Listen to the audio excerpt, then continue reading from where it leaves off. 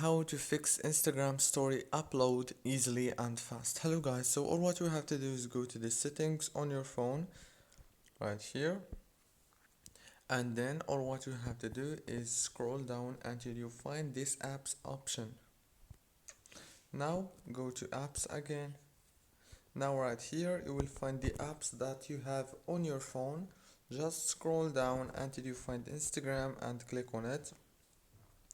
Now click on the storage here, click on clear data and clear cache, then go back.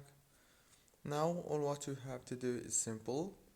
Just go to the power usage details and make sure to enable the power consumption alert, and go back and go to the permissions, click on it and make sure to enable all those options right here, and go back again.